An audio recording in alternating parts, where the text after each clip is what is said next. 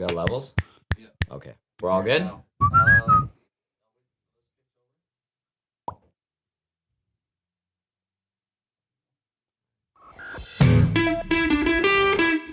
Welcome to the EST Hangout. This is the EST Hangout, and today's guests are...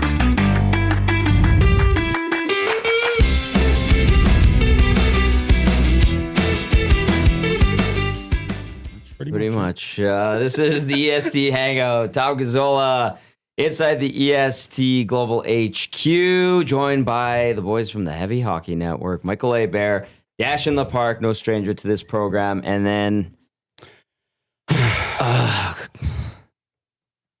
What's his name again? Director of Officiating, Brett, a.k.a. Surveyor Brett. I can't believe you asked. Thank God you gave me a 20 and slipped that to me. Otherwise, I would not have read it. Welcome back, boys. Welcome back, Michael. I know you're an East Coaster, so you make the trek out here to God's country, and we appreciate that. You guys know the Heavy Hockey Network boys, friends of EST, very good friends of EST. And we have the Heavy Hockey Showdown, and we're going to talk all about that. And you better believe we'll talk about what the heck's going on with the Edmonton Oilers. But before we do that, I have to remind everyone that portions of this hour and the EST Hangout is presented by Sentinel Storage, Canada's storage experts, more than 2 decades of helping Canadians through life's transitions. Canadian storage provider, Sentinel.ca. How about oil country maybe transitioning from confident to scared, beepless? That's what I'm feeling. Dude, let's We're getting right into it. Well, I mean, we have a lot. We're obviously you're in town for a very great cause, and we should talk about that. But let's start. Let's call this the appetizer to the full 12 course meal that we're gonna have. Is the deep dive of the Edmonton Oilers teaser, and then the dessert and the good stuff and the happy story will be the Heavy Hockey Showdown. Is that a good descriptor? I like it. I like it too. All right, Brendan, you're giggling over there. He likes it. He's happy. Okay. Really quickly, thoughts on last night. Let's just go around the horn. We'll start with you, Michael. Yeah, I mean, I was on the plane here for most of the game. I missed the good part of the game when the Oilers were up. They were. They had a great. That 30 seconds. Yeah, great. So I mean, it's bad enough I landed in Calgary on my way here, but I turned my phone on to the game, streaming the game. It was 2-1 Edmonton, and then I swear I blinked, and all of a sudden it was 3-2, and the goalie's out of the net. And I mean, no big surprises really lately. Sadly, just look. I can't talk much about how the game was totally, but it's not a surprise that the Oilers are having goals scored on them in that manner and in that way. And disappointment's real. That's the right way. And I mean, the kicker is you were in Calgary. It smelled like cabbage. So that's right. It's weird. Got any worse. I'm joking, but like, not really, but really I am. But I had this conversation at a dinner party last summer. Okay. And this girl was from Calgary. This lady was from Calgary. And she's like, I just moved here from Calgary. I've gone back a couple of times. Deadpan. I was like, doesn't it kind of smell like cabbage down there? She goes, you know what? It kind of does. I was like, oh, I got you. I got you. Anyway, use that joke on anybody from Calgary. That throws them off completely. All right, Dash. Smells like cabbage in here right now. No, it smells wonderful. Yeah, I mean, Oilers be Oilering a little bit, right? I think it's kind of par for the course for what's been going on lately. I mean, until the team decides to put in a full 60 and a full effort and commit to team and commit to defense and commit to playing when they don't have the puck, I think we're going to probably keep seeing this. So, I mean, in a big picture, the 20,000 foot view or the forest through the trees, if you will, I don't know if sorry, Tommy, if the Oilers and their fan base really need to worry, unless this, they need to pick it up down the stretch. There's got to be some sort of, switch in momentum or switch in whatever to be able to pull it off and not walk into that first round with their hands in their pockets and watching the first round go by them. Because I mean, if this continues, I think we're looking at a scary first round or a first round exit, perhaps. Last night in particular, like coaching issues again, I would say, or question marks. What, at a minute and 35, the game was won and then lost. Tough to see, I think. bit kind of par for the course lately. I don't know. Yikes. Probably more to say than Everything that, should but be under the gun and under the microscope, because, and coaching included, obviously. Yeah. 3 wins in the last 10, 5 in the last 15. Very alarming. Surveyor Brett, aka Director of Officiating Brett. You are a man of the people. You are wearing the hat today. I wear the hat, but I'm blissfully unaware. I ref 3 nights a week, and they seem to line up with these Oilers games lately. So Yep. I haven't been watching. I've been Okay. checking the scores, and I look at it and I go, "Oh, yeah, okay." Seems about right. Yeah, I mean, it was a tumultuous ride. I mean, I last listened night. to you guys break it down and all the stuff you guys are talking about. Yeah. But, yeah, I don't know. We weren't mad. We're just disappointed. No, last it's to that point. We're at that point now. We were at that That's right. point. It's Yeah, like, yeah. well, it kind of started on Monday, and I'm like, you know, like, separate the fact, like, media, fan of the team, whatever. If you're just watching hockey and you're like, what was that on Monday? You're like, why you're supposed to be better? Why didn't you play better? And then you lose to the worst team in the Eastern Conference. Like, not even angry, just disappointed. Like, that was not acceptable. Then they play a better team in New Jersey last night, and it's the same thing. It's like, well, same script as that game on Monday, basically, except you actually had a lead in this game, and you blew it. Yeah, that part was sad, Yeah. wasn't it? I mean, this is you had a chance, and you go in, you're 2-1, and even when they tied it up, right? Like you just kind of hope for some life to get the lead pushback, right? Yeah, Yeah. I mean, 19 shots in the third, I think it was, right? Mm-hmm. But who cares, right? Like, I mean, you get 19 shots if your goalie's out of the net. You get, that's how it works in the third. If you got more shots than the other team in the third, odds are you're losing.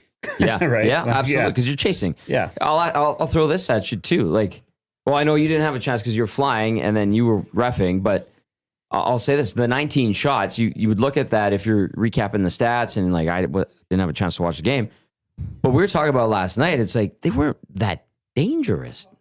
They were just, they got pucks to the net, and there were a couple of little scrambles, and Chris Knobloch even talked about them post game. He's like, I like the Henrique and Arvid and those guys combination. They had a couple of looks around the net.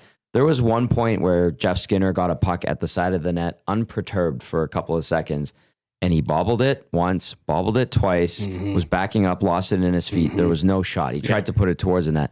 And I was like, okay, well, that's nice that it got to him there, and that's good that he got open, but there was no shot. Like, that was not even dangerous. Yeah. And so I thought of it as, yeah, they got 19, a couple of good shots on there, but some of them, or most of them, were just harmless, in my opinion. I mean, that's the Oiler way right now. I think, they outshoot the other team. They're often over 30 shots in a game, but how many of those shots ever end up being those high danger chances or the, scoring shots from, Well, they got to change shot selection too, right? Yes. Like, you look at, and we could watch the Oilers how many times they're going for the same shot selection all of the time. But the goal that went in, the third goal for New Jersey, I mean, that's a prime example of something the Oilers don't do. Low on the ice, a little bit over, use the guy in front of the net. They got guys that can sit in front of the net. Sure. Perry, Hyman, you name it. And those guys are good at that, but they don't go for that. Bush is always going for the heavy bomb, like try to almost force it through, but it's just not going to go through a goalie right when they're in the way. He has become the shin pad assassin. Yeah. That is so true. And like, try something, get pucks on that. Anyway, He has 1 power play goal. he's got 2 now. One went into an empty net though, but it went in. That's unreal to hear. Like, No, I heard that the other day. he scored a nice one against Buffalo the other night. That was a great set piece.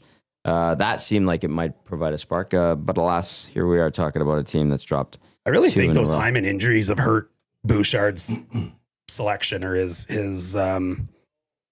ambition to shoot the puck. Like, just him, like, absolutely destroying Zach Hyman's body with his slap shots. Yeah. Yeah. Yeah, whether he hits him in the pills or in the nose and shatters his nose. I think, and he had that month of Hyman wearing a bubble where he could sit and have that reminder every time he looked up to take the shot. Oh, geez, Keep it down. and even last night, there's Hyman parked right in front of the net, and it's a knuckleball wrister that ends up making its way in and past him, right? And it's just like, that's not the Bush bomb we used to see, even though he still scored the goal. Yeah, that is a good point. Well, I mean, the line that Zach told us in the room was, It sounded like a bag of chips when they were moving his nose after it happened. Oh. Yeah, exactly. And then in this zone, we call the pills the sensitive male area. All right. Okay. I'm just kidding.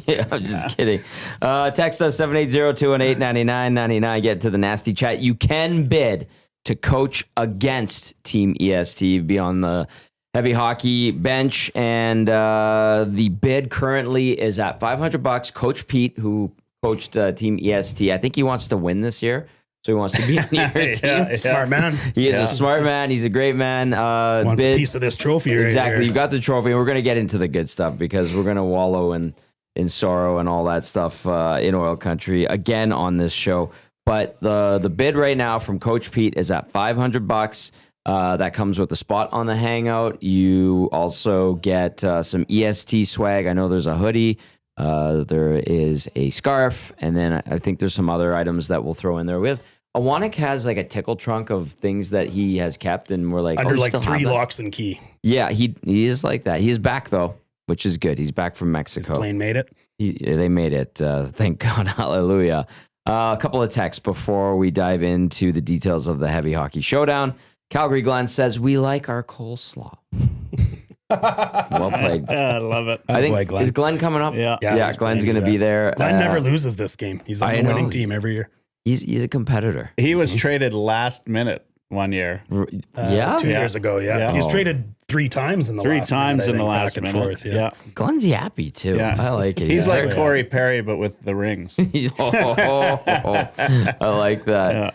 Yeah. Then we got a couple more. Boosh showed his give an F when there was a delayed high stick and he sat there and waited for New Jersey to touch the puck while the clock ran down. Yeah, I remember that too. I was like, touch it. And then McDavid took it and swung around and went up ice. Ducky says, just been walking around my house yelling, it's Charlie the chin strap hanging. That's from earlier. And then said, Bouchard is a mental midget with no compete. Bouchard under the gun as well. Okay, let's talk about the good stuff. We got some venting out of the Edmonton Oilers. We'll get to more of it. Absolutely. These boys will definitely want to do that. But really important event tomorrow in support of SACE. And we just heard, was it this week or last week, that funding was cut from SACE. That's the Sexual Assault Center of Edmonton. Raising money for that, obviously. Very important. Boys, just give us the details about the Heavy Hockey Showdown. For those that might be unfamiliar with it, we were part of it last year. Michael, you're flying in from the Maritimes to come and organize and help Dash out and the crew and put this together. So what do people need to know if they have no clue about the Heavy Hockey Showdown? Yeah. This is, look, I mean, you talked about it, the news. SACE came out on March 10th, pausing intakes for people who needed their services, victims of sexual violence in and around the Edmonton area. And they service a pretty large area. Just if you read anything about it, I mean, that puts lives at risk, right? So people need the counseling that SACE provides. They need the services just to feel good about themselves sometimes, just to kind of get through. And so that's a big deal. This is our third year in support of SACE. I know times are tight for people right now. We probably won't hit where we were last year, which was close to $50,000. But look, $97 is all it takes to put 1 hour of counseling in front of somebody. And so, that's just the way I look at it. Every $97 we can raise, which is an easy enough number to remember here in oil country, is 1 hour of counseling. We're doing it in hockey because hockey has a history of bad culture around sexual violence. Good point.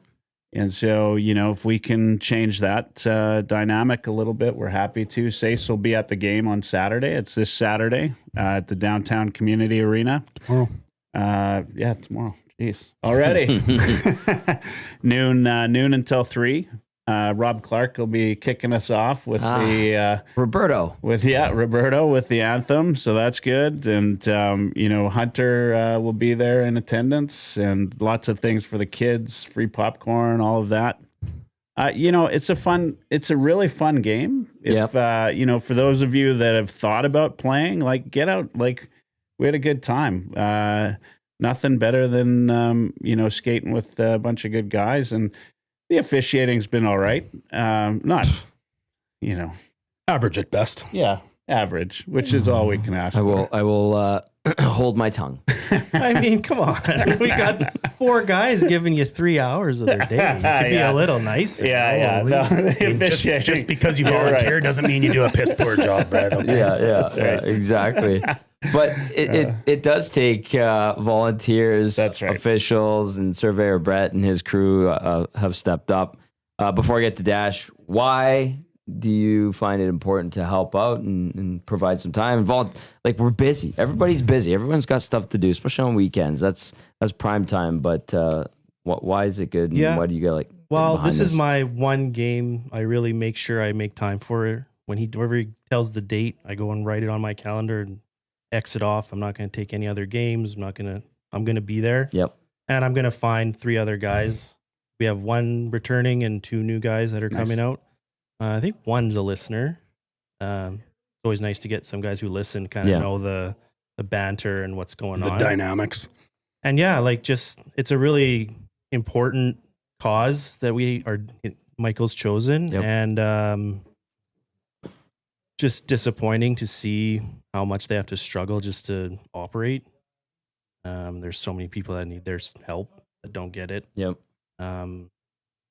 I don't know personally what that's like, but I know a lot of people that do and have, and that's why I'll be there. And I'll take all your jokes and your insults, and just you. The other guys are probably great refs. We'll get the tees lined up and the misconducts. I don't know who you brought, but I'm sure they're better. My face-off percentage tomorrow will be 0 because I won't even get to take one. 0 for 0. Yeah, exactly. Kicked out. Thrown out. What position did you I'm play? telling my linesman, center, but linesman, that guy, Tommy, out. Toes out of the circle, stick out of the circle. That's some first. If he doesn't call you by BS. your first name, you give him a hard time. That's important to know the refs' names. That's cut from the NHL cloth. Wow. That's as much crap as Brett takes, I'll give him a little bit of credit because I know that this isn't the only charity game that Brett volunteers his time for. And Tommy, you and I have both played in the Dirty Birds tournament that is no longer there. And that was a great one. What Brett used to volunteer for that one, which was for the neurosurgery for kids at the Stollery. And I know he's done games for cancer and it's got that close to his heart. So, I did World's Longest Game a few times when Dusty played. Yeah. That's like we a long time reffed ago that now, one together, actually, Brett. Yeah.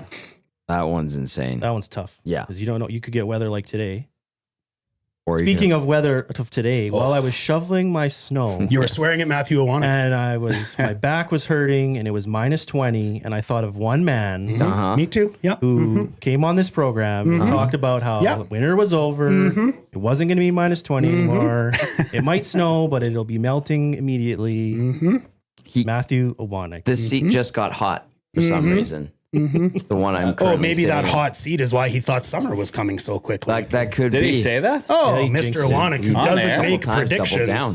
Double Doubled down and predicted that summer was around the corner. And maybe for him, because he's in Mexico, I guess. Well, that's right. Yeah, he got to sneak away when it was cold and get to Mexico. Although we did have some really nice weather. I'm kind of glad that he came back to a pile of snow. I'm not going to lie. 15 degrees in Halifax today.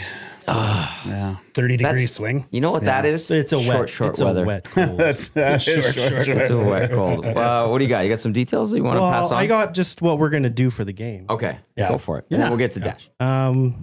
So last year, we're doing it kind of the same as last year. We're going to play 2 kind of mini games for the championship. Yep. So we're going to do 2 18-minute halves as a game to start.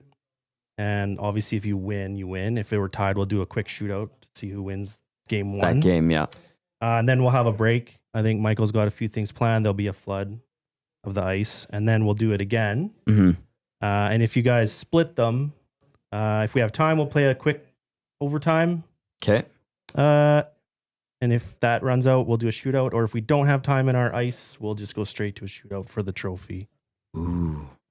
This trophy right here that's Yes. in my hands that we Yes. won. I've got other things written down here, but a big one to know, Tommy, and I'm going to email this to you and your coaches. Blocked. We're going to do the beer league blue line icing, not red line. Oh, okay. So just so you guys know that, we will give you a timeout one game, won a game. And here's a question for you, Tommy. Yep. What is the reference point for a goal to be allowed in the rules that we play under? We're playing under Canada rules, not NHL rules. Reference point for a goal. High sticking, like you go to tip the puck and it goes in the net. Is it crossbar? It is not crossbar. It's shoulders. It's shoulders. I like that. Oh. It's good. Well, So- for you, that's great. Yeah, So yeah. Michael gets an extra foot. Yeah. Foot of area. Yeah. But that's a big one in the games that I do. Interesting. Because do people assume it's crossbar and you're like, they always say you know, the word crossbar and you're say, read a rule book one time. do you say it calmly like that? Yeah. Totally. He said it to me on my show many times. We used to do a Rip the Ref And, segment, and it was fun. Oh, that would be and it wonderful. turns out I know no rules. I played the game my whole life, and I know none of the rules. Oh, it's crazy because like in the NHL, the rules change all the time. People are like, "Well, I think they changed that 2 years ago." I'm like, "Oh my!" I also- They change game to game. Yeah, No. exactly. I also like to say, like, when we're playing a beer league, like, we're so far from the NHL. It is a dot on the horizon. So don't think about the NHL rules. I'm sure there's guys that you ref that are like, "I don't believe you." Oh, yeah. I And don't another believe big one you. they changed this year. So any shot out of play in the end zone, Yep. the face-off is in the end zone, Okay. regardless. Yeah. Like, doesn't matter if you come in and shoot a field goal straight over the net into the netting, Yeah. no deflections, it still stays in. Oh, And okay. they did that just so there's no arguing about who did it tip off this guy, did it not. Like, if it goes out, it just stays. That's beer league rules. That's Hockey Canada rules. Hockey this Canada year. rules. I'm not And gonna. our league uses it. Yeah, let's take Yeah. discretionary decision making out of the refs' hands, Tommy. I kind of like I it. Yeah, love right? it. I was in favor of You it. give these guys the opportunity One to make less their own thing to calls. try to and worry about. Stuff goes south, you know. Perfectly honest with you, some of the things I enjoyed most when it comes to the little things of the game is debating and arguing whose stick or body it went off of in the defensive zone. Yeah. That was always a little fun tidbit because you can say something on your way to the bench, or maybe the coach leaves you on. You could tell the ref how stupid he is and he's blind. Yeah. Well, a lot of these guys they're arguing about it, Yeah. full well knowing that they're wrong. Like they're just trying to get the call. Yeah. And then they try to make you doubt yourself out there. It's, Maybe for the next it's one. a mind game, It man. is. It's the, what is it? The dark arts. The dark The arts dark of the arts. game. Is that what they That call is it? the dark arts. And How to deal with kind refs. Of, yeah, the kind of dark love arts. that part of it. Yeah. So, okay, good to know. Thank you, Brett. Jesus, I is there just don't anything wanna else hear you it want to tomorrow. talk Well, about? fine. Hockey I'll rules? find other things to complain about. That's what I'm good at. Yeah. Dash, you got the trophy. You help obviously organize and just give us what you want people to get out of tomorrow and why it's important as well. Because I know Michael outlined it pretty good, but Yeah. give us your take on it. No, I appreciate that. It, and obviously echoing everything Michael said and Brett as well, but just a cause that's incredibly important.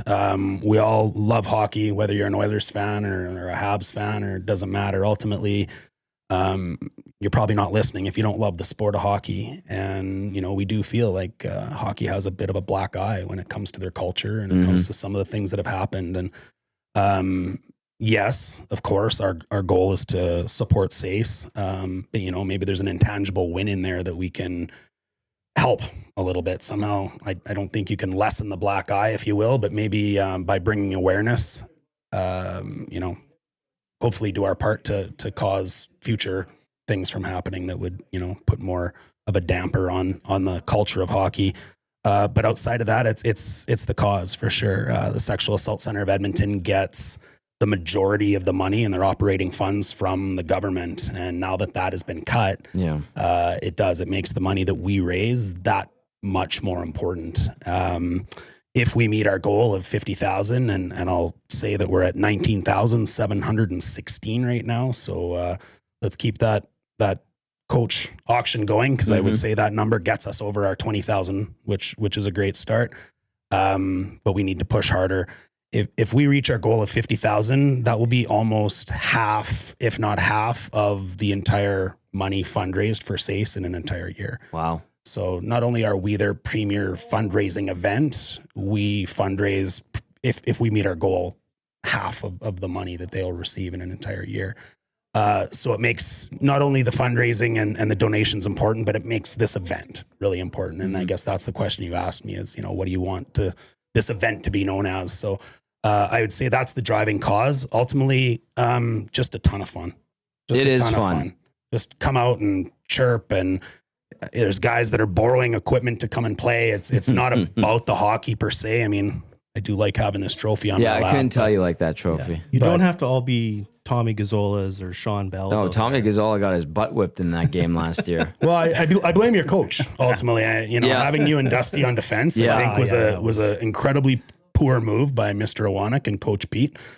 I don't blame Pete. I'm more so Iwanek. Yeah, absolutely. In fact, I think I heard Pete arguing to try to get you guys, nuclear option up front. Yeah. But, Matthew can be a stubborn boy, as we very as we stubborn all know. boy. Lots of chewing gum too, which was a bit obnoxious, I will say. Not sure it helped. Yeah. Full pack. Not sure it helped. Full pack last year behind the bench. Great breath though. Are you going to talk about your extra fundraising? Oh yeah, what do you got going on? Sure. Well, I was gonna just pass it back to you. No. I just enforce. I don't. I scored some pretty goals last year, and I helped bring the trophy home this year. My shoulder has told me that it doesn't want me to play. No, so I'll be standing on the bench as well for heavy hockey, and whoever, if it's Coach Pete or the winning the highest bid so far, Coach Pete at 500. Keep that coming in.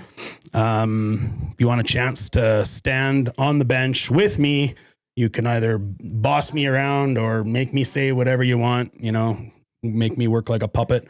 Doesn't matter. Yeah, let's do that. But I will be coaching this year, and Brett's gonna probably not try to take credit for this idea, but I'm gonna give him credit anyways.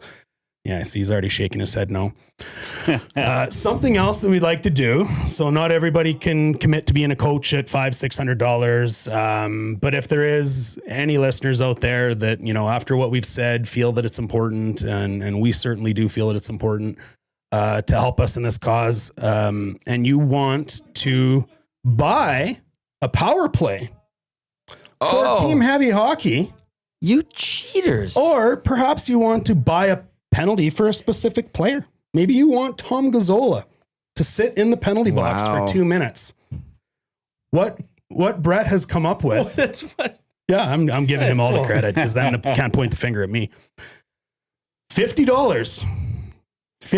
And he'll take as many of them as you want. You want to give that team 10 penalties? Can you put a head coach? No, that's not. Can you put a coach like? I didn't say Iwanek. Could you put a Iwanek in the box for?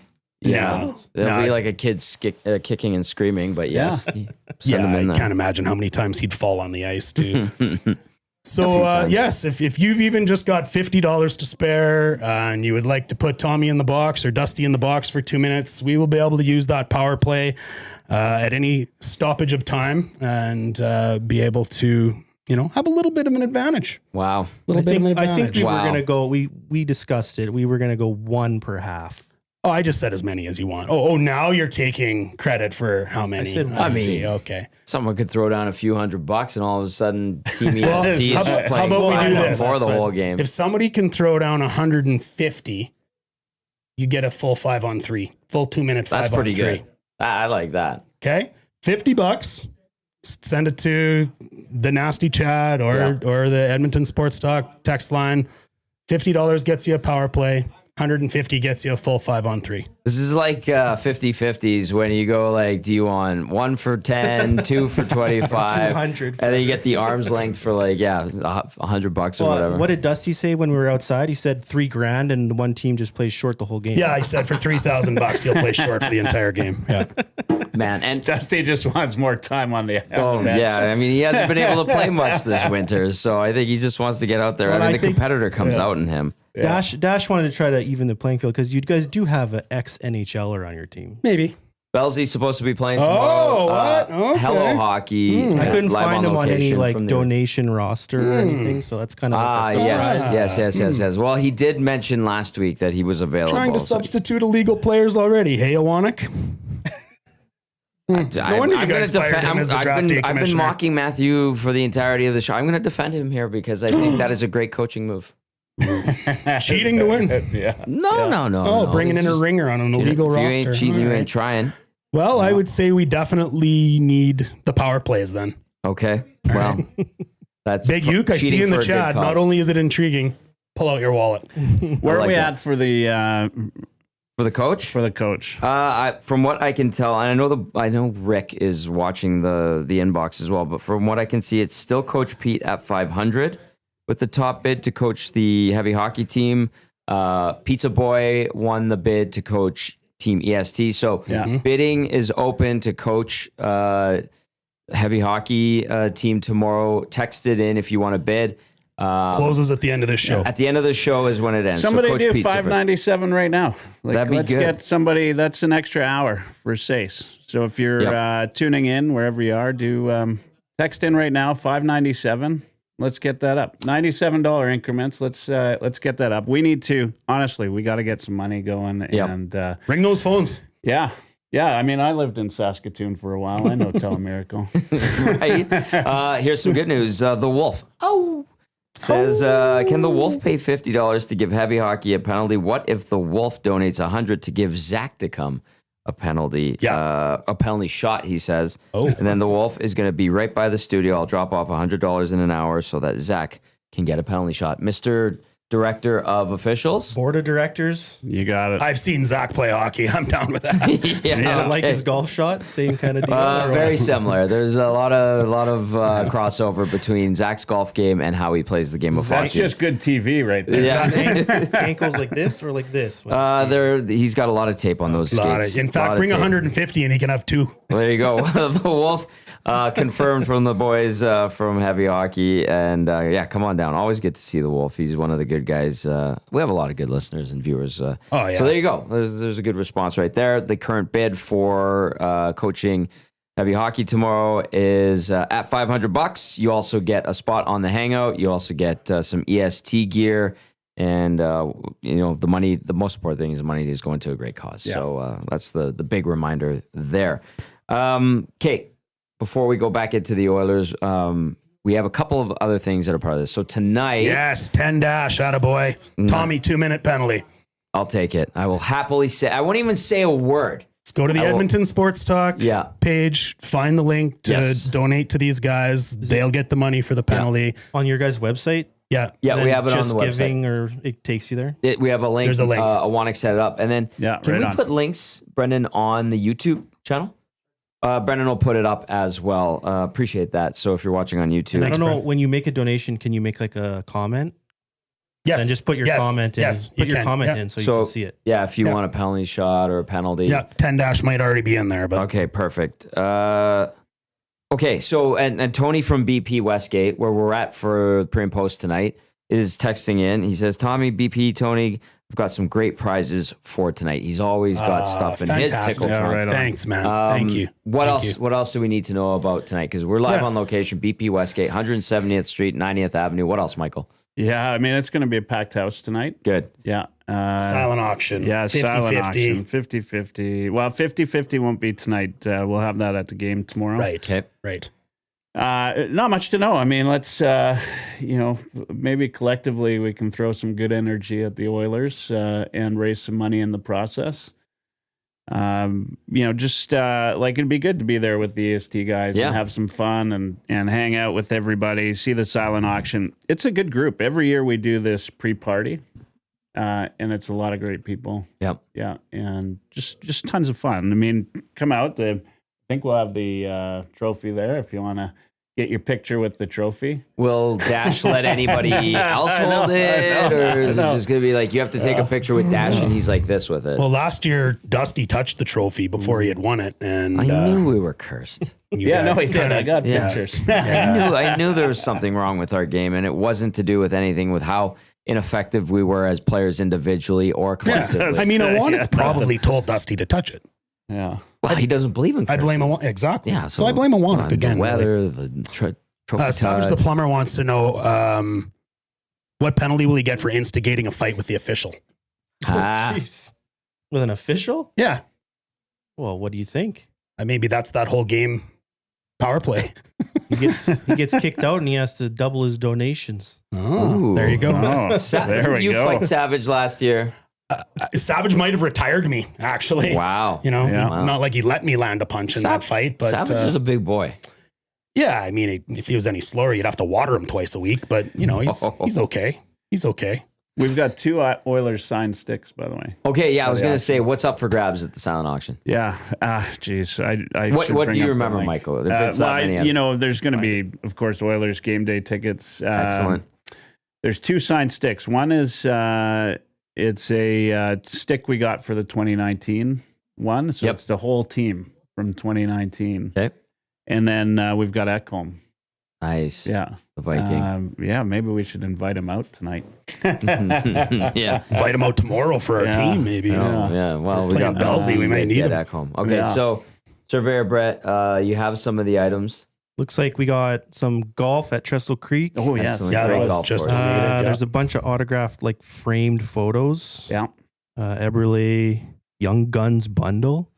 Very Can't nice. see who that is. Yeah, they've got Neberle from his Canada World Juniors. Oh, those are good memories. Yeah. the Like greatest an old, World Junior really goal ever like young scored. picture of Nuge, maybe. Baby Nuge. Oh, Taylor Hall, Nuge, and A lithograph? is that Yak? Who's that? Can't tell. I think it was Taylor Hall, Nuge, and Eberle. Yeah. Yeah. Well, they were the Yeah, legit we ones. actually, so I kind of helped package those, and I said, you got to put Taylor Hall with Nuge and Eberle, otherwise it's not going. Nobody. So it's kind of good. like you get Taylor Hall or you get Nuge and Eberle. Smart. We'll throw in Taylor Hall. Isn't that crazy that he's the throw-in? And that's It kind is of how crazy, and he yeah. has won a Hart Trophy. He like, has won a heart. Every Right. trade he's been involved in, he's been a throw in. Why not? I know. It's crazy. Like, it's just the perception has changed. Okay, I see Looks some like there's a- signed hats. Signed hats on here. Yeah. There's 2 sets of Oilers tickets. So we've got a Battle of Alberta. Yeah. and Nice. stars. Yeah. Down in the lower bowl, section 129. Excellent. Nice. I think there's some Donated by tequila. Geekly Says Now. At Geekly Says Now. So that's nice. Excellent. Yeah, there's some Couple tequila. Riverhawks There's some, Tequila. tickets. some adult toys. Yeah. And there's a few other small things on like- here as well, but Yeah, don't We'll leave that don't alone. I'm just clarify. glossing We'll leave right that over alone. that. We'll leave that alone. So Absolutely. what website is this? So that is 32auctions.com. Yeah. And maybe you could just search heavy hockey, I think. Yeah, we'll probably get to find you. We'll get you the link for the. We can throw that somewhere. That would be great. all right. Check so, that. So you can bid online. We'll get you the stuff as long as you don't live in Halifax or some crazy place. We'll send it to you. We did get a donation. Is it from who put Is it that in? the one from 10 Dash? Is that from 10 Dash? It's just it's funny because on our inbox text line, we saved the name. Big U. obviously. Right. Big U. But some of them don't 2 save minute if you penalty watch on your for Bryce the Sparky. Big U says Bryce 2 the minute, Sparky yeah. from the Combine crew. So this it's a great cause. B, it's a good time. C, it has something for everybody. And then D, you can walk away with some great items as well. There's so much good with the Heavy Hockey Thanks, Showdown. Big Uke. We'll be live on location, Boston Pizza Westgate. I will probably be there around 3:30 or so, setting up. And what time are you guys heading down there to BP Westgate to get set up? What do you think? Might go after this. Yeah. Okay, yeah. Pretty well, early. Yeah, we'll be there pretty early. and then the other Yeah. thing too, game days, great food specials as well. So $5 off of medium pizzas, and then there's also $1 off tankards of Molson and Coors, which is great. So lots of good juju at BP Westgate tonight. Yeah, I think Dusty's stopping by. and Dusty will be there. I know Maddie's stopping by. Maddie will Maddie stop said by. he's I know stopping. Cass was talking about maybe being there. I have to ask him again because he wants to get down Yep. for an on location. I think this one would be great. Yep. Your crew, the entire crew, you guys will be down Yep, there. You coming definitely. down, Brett? No. Okay. I'm Probably not a Tim Peel. I don't do tequila shots with players. Oh, And I don't berate Love it. teenage refs. Can and we referees. clip that one? Clip Can we it. Clip that? Yeah. That's definitely good enough for the promo. That's good enough for the promo. I'm not I a don't Tim berate Peel. children in ref rooms as well. Yeah, he's an interesting. As you know, Matthew Iwanek and Tim Peel are best friends. Yeah, I'm Publicly. I'm blocked as well. so. Are you okay? You've got Oh, okay. yeah. Nice. What do you? I'm curious. Like, what does the reffing community, official community, think of a Tim Peel? Do you think? I don't know if they know all the details, but like the two things that I read from like, the Athletics. So it's not just some random Athletics website. legit. Yeah. I can't stand, I couldn't stand it. Like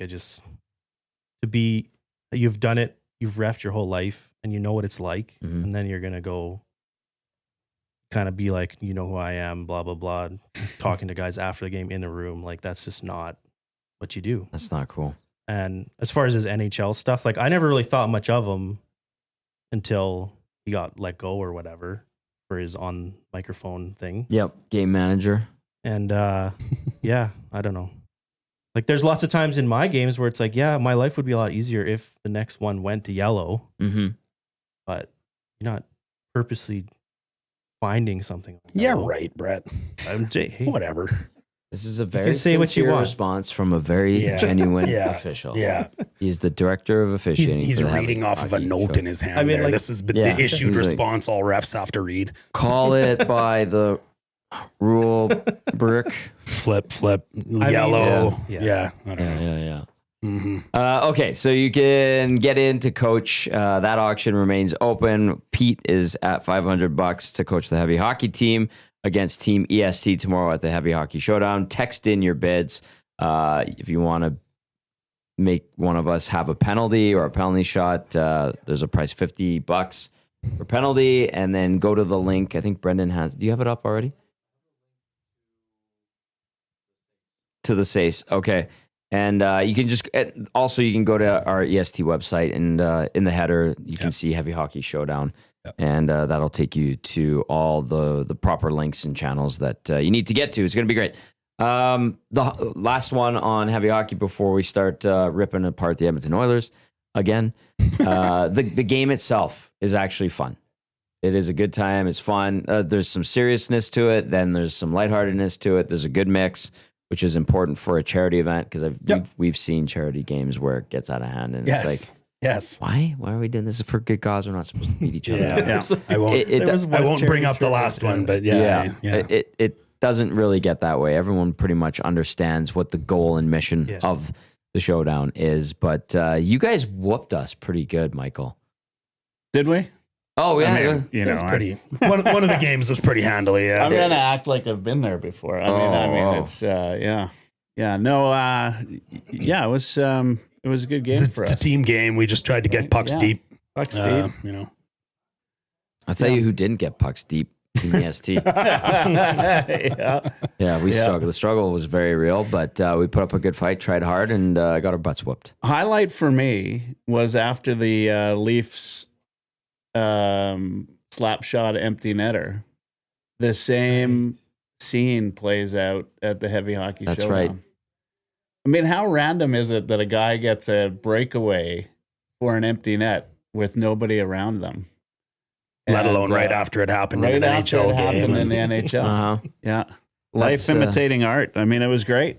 Yeah, it was art imitating life. Yeah. Art imitating life. Yeah, whatever it was. I feel like that is a tell of our defense or lack thereof. It's a bad tell. Sometimes I think hockey players are the toughest, softest people. Explain. Like, You take that you're back. so tough. Like they are. Like playing Coming through from a injuries, ref, this is Rich. broken- Explain. broken toes, Yeah. like slap shots to the face, fighting people, hitting hard.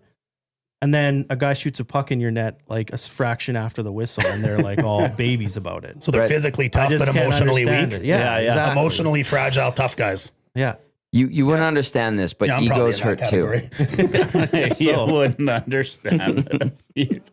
You're not going to understand it. You're a ref. You don't have an ego. No. Yeah. Jeez. Zero. None whatsoever. None. That's what Make makes sure me we the call you best. by your first name. Yeah, exactly. And say it with a smile. Otherwise, right, Brent? you're going to be treated poorly. Yeah, Brent. Brent, right? Yeah. That's what makes me the best. Yeah. Surveyor Brent? Self-proclaimed. Yeah. Something like that. Yeah. Okay. already. Portions of this hour brought to you by The Hive. Product Marketing, the official merch partner of EST, promotional products that bring the buzz. Check them out at thehiveproductmarketing.com. Tom Gazzola, we've got Director of Officiating of the Heavy Hockey Showdown, Brett, Surveyor Brett's here. Dash in the Park, Michael Hebert. We've got the Heavy Hockey Showdown tomorrow at the DCA, the Downtown Community Arena, all in support of a great cause, SACE Sexual Assault Center. of Edmonton. And if you didn't catch it, they need some funding, and this is a big one for them. So we're looking to raise some funds right now. If you want to get in, you want to bid, go to our website, check out Heavy Hockey Showdown on the top bar there. And if you want to coach in the game tomorrow, you want to coach Team Heavy Hockey, you can text in 780-218-9999. A bid to be behind the bench comes with some EST gear and a spot on the Hangout. 780-218-9999. Savage the Plumber says, the game is going to be amazing. So happy to be a part of it. Team EST will win tomorrow. Mark Messier guarantee? Wow. I think it sounds like it. That means we've got some work to do. Sounds like it, That's Savage. what it says. No That's pressure. what it says. Savage, looking forward to seeing you back on the Blades. All right. We do have a bunch of texts. Oh, someone said, what was the score last year? We got our asses kicked. That's what the score was. Do you remember? I don't. Did we play to 7 or something like that? We've never tracked the score. Yeah, well, not officially on paper, but in my memory, I think it was like 7-2 and then 7-6 or something. We came back in the second game. You guys, you were ahead We in had the second a game. bit of a push, but that was after like a really impassioned pep talk from Coach Pete and Matthew Wannick. Yeah, We weren't really. Don't give a Wannick any We credit. did tune out Matthew pretty early into his speech, but Coach Pete's words resonated. There weren't many, but they carried a lot of clout. From what I heard, Matthew Wannick was lost the room. Oh, he didn't even have the room. I'll tell you. He was that trying to much. give a motivational speech about football in a hockey dressing room. You know, Yeah. it's a little confusing for the boys when you're battling for that every inch. There were snickers and giggles. There were snickers and giggles for sure. Okay, let's get to some text. Let's talk about this Oilers team that absolutely is struggling. 5 wins in the last 15, 3 and 7 in the last 10. This text comes in. New texter. I love it. Hey boys, I'm really concerned about our playoff chances. Could Calgary or Vancouver catch the Oilers and they miss the playoffs entirely?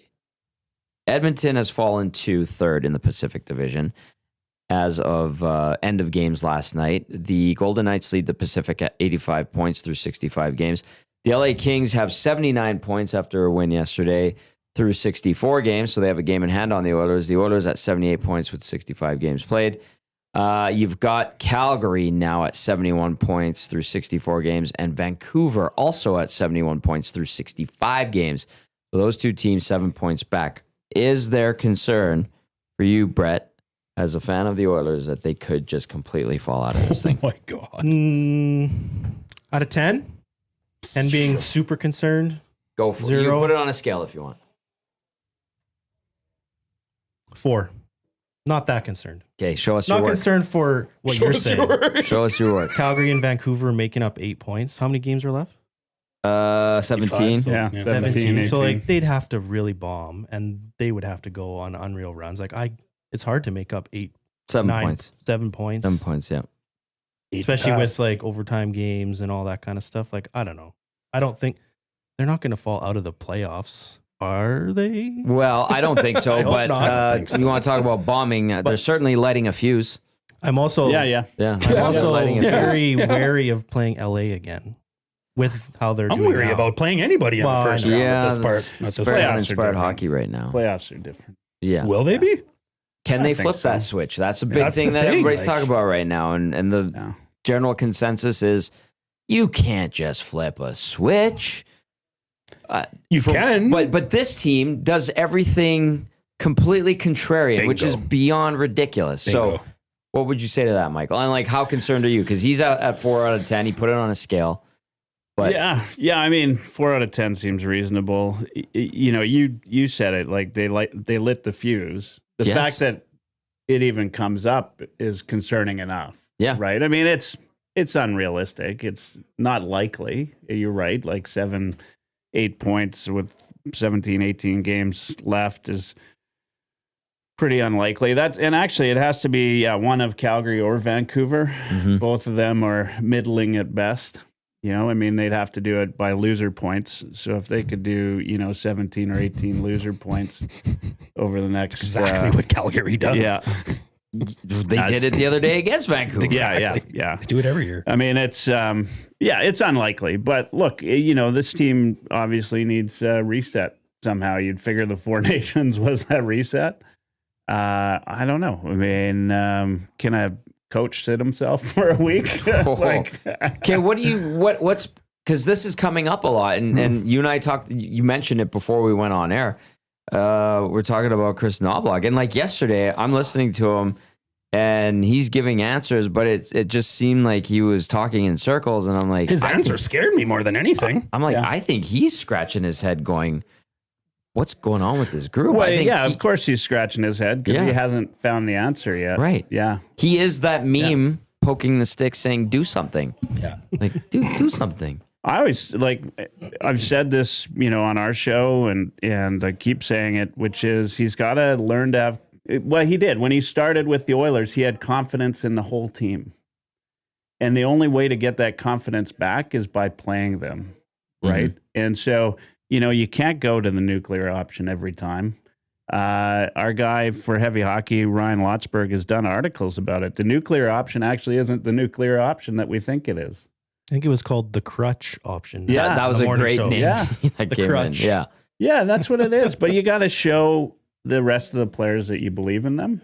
Yes. Yeah, Exactly. We've all played. I mean, we haven't played at the NHL level, but when you go out and you have a good game, it's because the coach believed in you to have a good game. You played the minutes that you needed to play. Mm-hmm. It's hard to play 10 minutes in a game and be effective. How good do you feel as a player, regardless of level, if you're just filler? Yeah.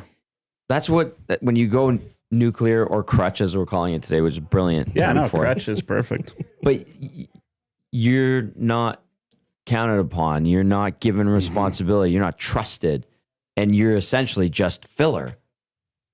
For the top line to catch its breath. Yeah, exactly. I'm like, I wouldn't feel good. It takes a village, and it takes an entire team in hockey. There's no doubt about it. I think in order to win a cup in today's day, you need 4 lines and you need 60. Mm-hmm. And you need a goaltender that can play at least average or better. And at this point in time, what Knobloch said after the game kind of scared me, Tommy, if anything. What particularly? He was asked why he went to the dry McDavid option. 4 minutes into the second period, by the way. Right. First goal that goes in. Yeah. And he talked about how they control the puck, and the puck isn't in the defensive zone when they're out there. And when those two guys are together and they're not separated, that their line mates don't defer. They're always deferring to McDavid, deferring to Draisaitl. And when they don't have those guys on their line, they, will create plays and try to drive instead of deferring, which I agree with. I understand that and I get that. I do honestly think that's part of the problem when you have 2 of the best players in the world is that everybody just wants to give them the puck. If you make it to the NHL, you're a good enough player to be able to make plays yourself. And we heard it. Like you want to go back to when Knobloch took over for Woodcroft. Mm-hmm. I still remember those interviews. I remember Derek Ryan saying, "What a breath of fresh air. We all know what our role is now. We all have a place. We all know what we're." It seems like since that day, all Knobloch has kind of done is fall back into the same bad habits that prior coaches have had. Every coach. I think that's in the last 10 years. Yes, and I think Dash is 100% correct that it has gone and skewed itself completely that way, in that direction. So you're falling into that same trap that all the other prior coaches have fallen into. Well, and you're sitting there saying in an interview that you think it's a great idea. I mean, the 3 previous coaches before you did this too, and they're not here anymore. I know how tempting it is, and you need a goal, and those guys basically get chances every time they're on the ice together. But sure, it's a double-edged sword. You're taking away from the other guys, taking away that responsibility, and at the same time, how tired do McDavid and Draisaitl look right now? Yeah. Mm-hmm. You have to fight through it, though. Like, you have to have, as an NHL coach, I think, of the Oilers, you got to fight through that. You just got to say, I'm not going to give in to this game and fight through it, even if it means 1 or 2 games, right? Yeah. I think that's what's forgotten. It has to happen with this team. And they, every coach that we've gone through in the past 10 years, it's been the same story, right? As soon as we get a blip, and the fans start to demand it, right? That's the... Okay. I'm glad you brought that up because that reminded me. I brought this up yesterday on the postgame show. Because Chris Knobloch's name is coming up a lot more. Obviously, when the team's struggling, fans want answers. They want solutions. They try to create solutions. How about this? What about that? Chris Knobloch yesterday hit the same amount of games coached behind the Oilers bench as Woodcroft. Jay Woodcroft. They're at 133. So I just brought it up here. Well, actually, that was Knobloch's 134th. The Hockey Reference just updated it. So Knobloch is 83-42. He's good as gone. One game over. Remember how much we were talking about Jay Woodcroft's winning percentage as Oilers coach, and like they're firing the best winning percentage. Is there a record for how many coaches are actually being paid by one organization well, at the same time? I know at one point it was like Todd Nelson, Craig McTavish, Dallas Aikens, and Todd McClellan or something like that. Wow. Something ridiculous. Okay, so Chris Knobloch's actually at 653. Jay Woodcroft's tenure ended at 643. This was what I was talking about yesterday. So I didn't mention the names of these coaches, but I just said 188. This is games coached. 188, 171, 164, 160, 134, 133, and 113 from top to bottom. So starting with the 188. We're due. Yeah. Ted Green at 188, Dave Tippett at 171, Tom Rennie at 164, John Muckler at 160, Chris Knobloch at 134. He is ninth all times in games coached behind an Oilers bench. And Jay Woodcroft at 133. Do you guys want to guess who is 11th at 113? Mac T? Oh, he's way up there. He's at 656. 656. Quinn? Pat Quinn had 82. For coach games. Dallas Aikens. Oh, yeah. 130. Hitch wasn't there long enough. No, Hitch was only there for 62 games, which is surprisingly not the fewest. Nelson, 51. Kruger, 48. George Burnett, which was a terrible, terrible year, 35. And Brian Watson in 1981 coached 18 games before Slats went back behind the bench. Pull up like a different team to see the difference. What team would you like me to look? Random team? I don't know. Tampa Bay. Just like kidding. not a hardcore Oilers market. Who else goes through a lot of coaches? Like, just go that way. Well, like Vegas, Buffalo, New Jersey. Okay, I'll go to Buffalo. So Edmonton has had 18 coaches in, I think this is season 44, 45, somewhere around there. I heard a number that like Nuge, including assistants, has had like almost 30 coaches since he started. Oh, yeah. It's insane. So Slats, Mac T, and Ronnie Lowe are number 1, 2, and 3 in the Oilers coached, all-times coach list. Games coach. Slats at 842, Mac T 656, Ronnie Lowe 341. Number 4 is Todd McClellan, guys.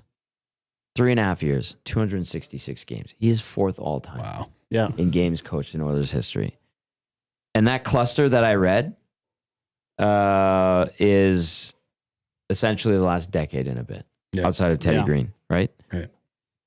Okay, what team do you want me to pull up? Try Buffalo or... Well, Buffalo had it rough for a long time. True. Did they? Okay, yeah. And he's back. Devils? You want me to do Devils? Well, they've flipped around a little bit. Sure, do Devils. Devils, okay. They might include Kansas City and Colorado. I'm just curious to see like other teams, if it's like... I don't their number. Yeah, I don't think anybody 200, 300 like instead of 150 like us. I've been saying this since the beginning of the year. Mark my words. Like Coach Quinville will be the Oilers coach. Coaches have a 2-year life expectancy, I think, in the league. It used to be like 5 or 6. Yeah. Like, why did you give out 3-year contracts? Colorado, St. Louis, they've all gone through coaching changes after good years. Mm-hmm. You guys ready for the Devils / Chiefs? Or Scouts / Scouts. Rockies? Yeah, because they were Scouts. Then they moved to Colorado, began the Rockies. Then they moved to New Jersey in 82. They've had 31 coaches in franchise history. This goes back to 1975, by the way. Yeah. For those that don't know, the New Jersey Devils started in 75 as the Kansas City Scouts. They moved to Colorado in the late 70s. And then in the early 80s, because they only lasted a few years in Colorado, they moved to New Jersey. So, Sheldon, let's go coaches, games coach. Jacques Lemaire, obviously, 509 games. Here's where it gets crazy. John Hines, 354, second all time. Doug Carpenter, 290 between 85 and 88. Lindy Ruff, 281. Pete DeBoer, 248. Billy McMillan, 180. Larry Robinson, 173. Brent Sutter, 164. Pat Burns, 164. So this is a franchise that turns and burns coaches like crazy. Don Cherry, way down the list at 80. Claude Julien, 79. Sheldon Keefe is in 20th all time on the coaching list, and he's only at 67 games. Like, he, by the end of the year, is going to be ahead of Don Cherry for games coached behind the Devils bench. This is crazy. It has an Edmonton tie. Bep Gwendolyn, who was, I believe, a WHA Oiler coach, is a part of this. And then it looks like, he had 125 between 75 and 76 games coached. And I'm assuming this is his son, Aldo Gwendolyn, coached 59 games in 1979. So this is a team that has turned and burned coaches like crazy. So it's happening. I mean, you'd have to look at more than one team, but maybe like we are so focused on us, we think it's just our organization that does this, but there was a lot of guys that had under 200 games on that list too. I've got Did they have the same winning percentages as Woodcroft and Knobloch? It's kind of wild. No. It's kind of wild when you said the guy had a 650 winning percentage. I've got a text-in bid, by the way. You do? Yeah, Okay. 550 we're at now. So 550. All right. Who's that coming in from? That's Mike Crosby. Mike Crosby. All right. Yeah. So, I would gladly stand beside Mike Crosby. all right. I like that update. Good timing, too, because we just entered hour number 2 of the Hangout. So the boys from Heavy Hockey are here. Michael Hebert, Dash in the Park, and then Director of Officiating, Brett. Surveyor Brett's here. Hey, tell us who's officiating with you. Yeah, who's by the officiating? way. We got some good. We have Todd Crane back from last year. He's going to be the other referee. Thanks, and Todd. then we have 2 linesmen, Dustin Sorensen and Matthew Boudreau. Excellent. Dusty Great and guys Matt- I know Dusty from and Maddie, eh? the bigger leagues. This Give is him- like Bizarro Seinfeld. You can give them a hard time on the lines. They don't really do lines. No, that they're much, probably so- good guys. Yeah. Unlike Yeah, the I'm sure Director they're of sure Officiating. they're I perfect. told them the linesmen. speed's not too fast. You'll be able to pick it up. Yeah, that's true. That's So just one referee this time? Two refs. Oh, you we got did, yeah. 4. Oh, We're going all It's out. not You think too fast. you think I'm going to skate I up and mean- down that whole ice for 3 hours? No chance. No, you have probably one about of a the fastest 75 skaters out foot there. window. I'm built for 4-man officiating. Backward skating and no sprinting. I don't think you're going to get any argument on that statement here. 550 to coach the heavy hockey team tomorrow against Team EST down at the Downtown Community Arena at Rogers Place. We're raising money in support of SACE, the Sexual Assault Center of Edmonton. If you want more information, go to edmontonsportstalk.com. In the menu? the menu, you can see Heavy Hockey Showdown. And then if you want to donate, you can donate. $50 gets you a penalty against whichever player you want. And then I saw this. You guys will like this. Someone wants me in the box again. Nice.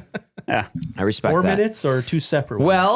Well, this one says, I will donate $50 for a Tom Gazzola penalty shot and $50 for a Surveyor Brett penalty shot against Team Heavy Hockey. That's from Mike, the Michigan fan. I think it might cost more than 50 for a Tommy penalty shot. I mean, Zach can have as many as he wants. Tommy, that's another story. Oh, boy. You ever held on to a stick, like a full length, not a mini stick, Brett? I mean, the last time I played hockey was when I was like 13 years old. So you really took to officiating, huh? I stopped playing and switched. Yeah. And that's all I've done. You must be a stickler for rules. Yes. But I've done it long enough that I can not squeeze a game. Like there's Okay. some guys who I won't mention their name, but you can ref with them, and no matter how the game is going, that it can be the calmest.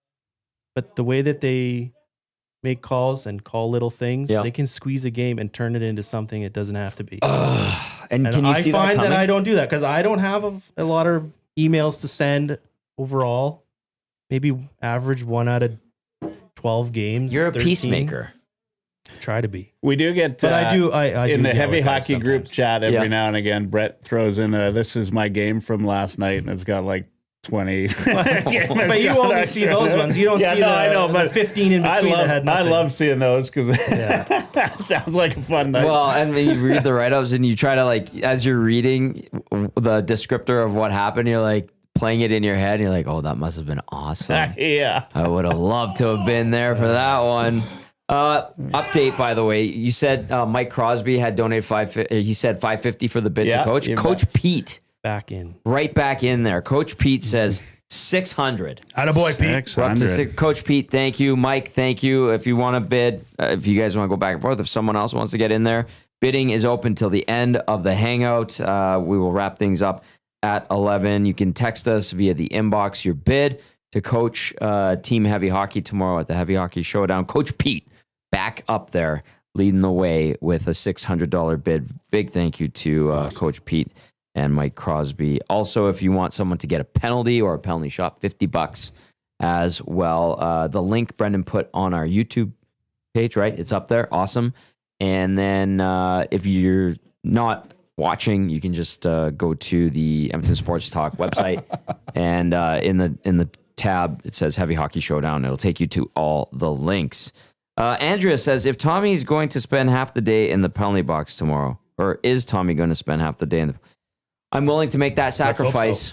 Let's hope so. For Sace, absolutely. And you know what, Andrea? It's a good cause, and it's also a sign of how good and how afraid others are of my ability. We could send some popcorn and some long drinks. I'll over to the gladly box. enjoy those in there. No problem. Get you a Montreal Forum hot dog or something. You Those can are- those are the eat it best. like noodles. Yeah, those are noodle. He knows those are the best hot dogs for whatever reason. They're like chef's kiss. They're amazing, and you watch them put them together, and you're like, it's just like a regular bun and then a normal like Nathan's hot dog. Yeah. But then like you get they're usually like French ladies and like chaud, and you're like, yeah, and then they're like, okay, and then they go into they take the bun, and then they have these little. It has a press though. I did notice, and they press the bun a certain way, and however they grill up the dog, and then you get it, and you're like, this is the fabled hot dog, huh? And then you can like dress it up. I always a little sprinkling of cheese and a little ketchup and mustard, and then you eat it, and you're like, oh my god, this is from heaven. It's amazing. I don't know what it is. I know It's you're just- not an expert in impressions like Dusty, Yeah. but Well, he's great at that. that impression of the French hot dog money taker sounded Yes. a lot like your mom for some reason. Well, that's my lady voice. But So I he's got the Whether accent. they're I French got or an update Italian. here. Oh, here we go. 600 was a little bit rich for Crosby, Yeah. but he just committed to 300 to be assistant coach along with Damn. Dash, which is awesome. We'll take it. We'll take it. Right? We'll Okay. take it. So we've got an assistant coach for Team Heavy Hockey, but we still want to get that head coach up. Coach Pete's Let's at see. 600. Let's see a 697. I might be in there. relegated to goalie coach pretty soon. Yeah, well, And make you know, sure you're doing it through the website. goalie coaches Yes. are untouchable. Yeah, In this What? community. They are Where would you get that idea, Michael? Where would you get that idea? Well, I doubt I'm untouchable. Maybe I should just be the trainer like Eric was last year. Well, I asked for a sensual massage, and he didn't give me. He gave me a shoulder rub, which was very nice. Yes. Is there anybody more controversial than Dustin Schwartz in Edmonton? Like, yeah, I just well, sort of probably, quietly, at times. quietly controversial, right? Yeah. Like, it's kind of brought up in the, everybody gets mad at Bouchard, of course. They get mad at Skinner. But then, that, like, if you were doing voting like they do for, like, a trophy where you get a first place vote and a second place vote and a third place vote, Yep. he'd win by the most second place votes. Oh yeah. Yeah. Listen, and I tell people, like, listen, Schwartzy's my friend. Yeah. I've known him since he was the Oil Kings goalie coach. Yeah, he's come under fire. He hears it. Yeah, That for does sure not- he does. Yeah.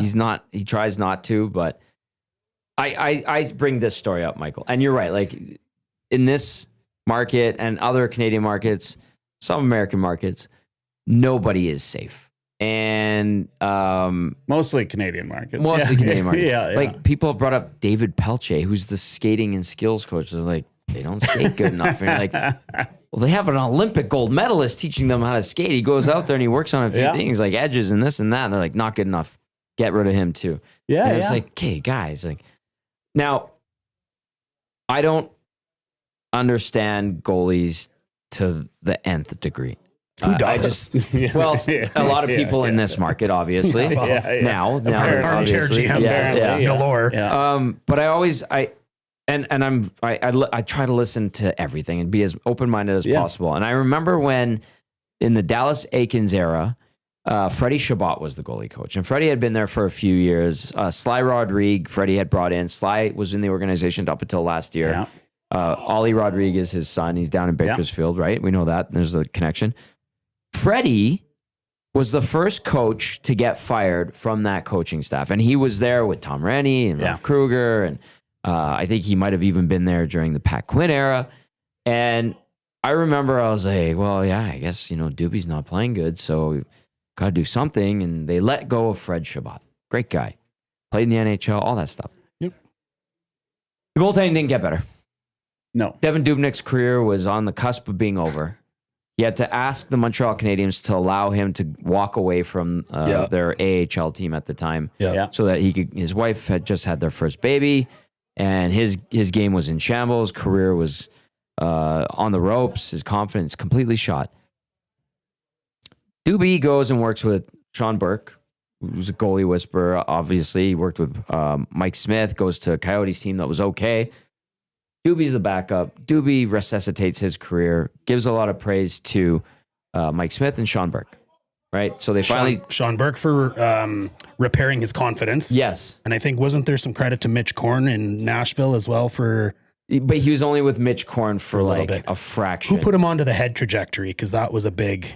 Was that Sean Burke as well? That might have been. Because remember that was becoming more of a thing. And you'd watch Braden Holtby flick the water after a goal and he'd like track it with his eyes. Yes. Yeah, you're right. And so there was some tweaks to his game, but it got to the point where he needed anything to help rebuild it. And he implemented some of these techniques and it helped him. And then he goes to Mini and in Minnesota becomes a 3-time All-Star. Yeah. You know who his goalie coach was in Minnesota? Fred Shabbat. I did not know that. Is that Freddie right? Shabbat was his goalie coach in Minnesota. Hilarious. And I remember the first time they came through and Doobie was their starting goalie and Freddie's in the press box. He's like, "Dummy, what's going on?" And I'm like, "Fred, what's going on with you?" He's like, "I'm the new goalie coach in Minnesota. Look how good Doobie's playing." And I was like, "Okay." Yeah. And so that to me, that resonates in my mind because I was there firsthand. I know these guys, right? Yeah. And I know that there are different techniques, way of teaching, methods that can help certain guys. But when you're pinning everything on a goalie coach, that's where I take it with a grain of salt and go, okay, there is some. To bring it back, though, to last night.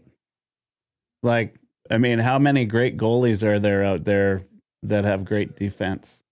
A lot. Right? You know, like you look at that third goal last night, and if you had cleared the guy out of the front of the net, that doesn't go in. And right? Like that wasn't Stu's fault.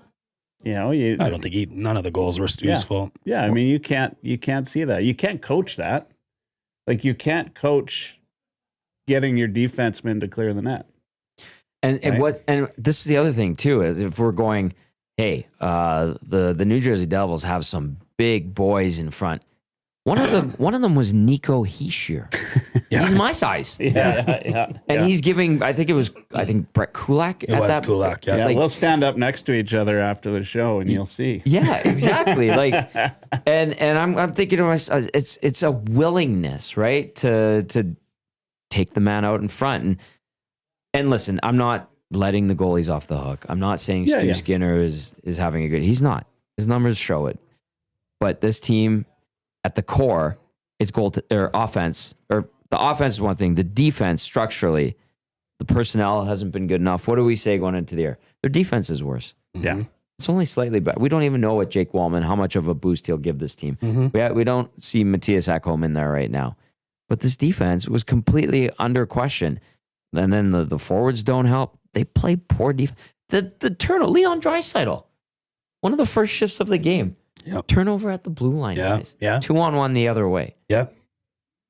They lost 3-2 last night. New Jersey was hard on the puck. They have a commitment to play when they don't have the puck, which is what the Oilers is lacking, right? That's some heavy hockey stuff right there. Turnover sorry. at the blue line. I got a little bit I animated. mean, you asked earlier Michael. about concern in making the playoffs, and I don't know, I didn't get to answer, but I'll say it's answer, probably go ahead. like answer. Sorry, we no, completely that's disagree. okay. It's probably like a 2 out of 10 or a 1 out of 10. I really can't see that they continue this losing streak for another 10 of 15 games and have Calgary or Vancouver go on a 12-game winning streak or something, which is what it's going to take. But when we were a couple points out of first place in the division, I don't think any of us sat around a table or looked at each other while we're on the couch and said, we're going to be at risk of not even making the playoffs in another month or being a wild card spot in another month. So I'd say that's my concern there.